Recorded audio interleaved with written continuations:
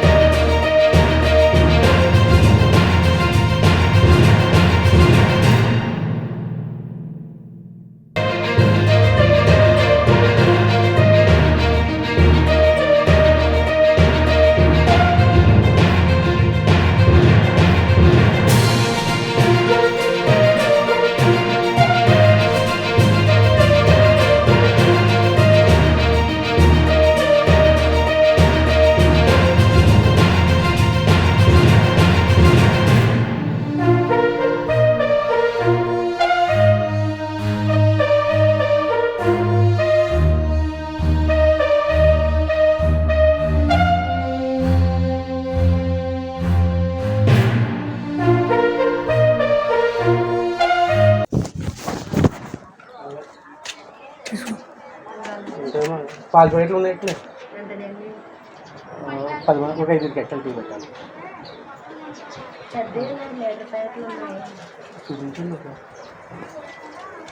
ఎన్ని అంటే ఎన్ని లీటర్ సరిపోతాయా? టీ పొడి తీసుకోవాలా? ఉందోటి. చక్కెర చక్కెర కావాలా? చక్కెర ఎంత అండి? 30 రూపాయలు. సరే అయితేనే తీసుకున్నాను.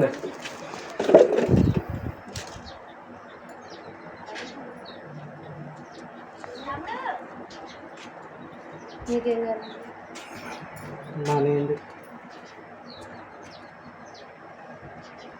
ఓకే అండి. సిగ్నల్ ఉంటుంది కదా? ఏ సిగ్నల్ అది? ఇది ఉండదండి. ఇదే సిగ్నల్ ఉంటుందండి. ఎట్లా సిగ్నల్ ఉంటుంది? ఐడియా ఉండదు. ఐడియా ఉండదు. చేస్తానండి.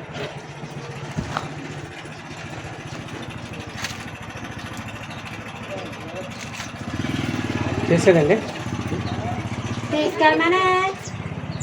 వ్యాన్లో వేస్తున్నారండి పాల ప్యాకెట్లు.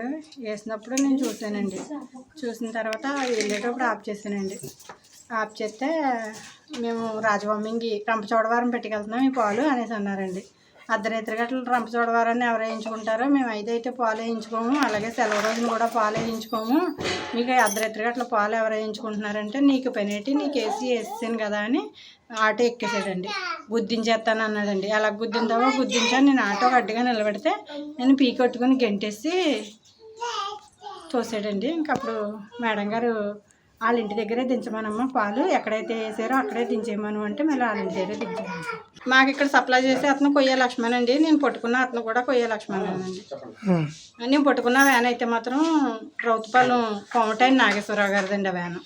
అందుమీద 40 బాక్సులు వేసారండి. 180 ml అండి.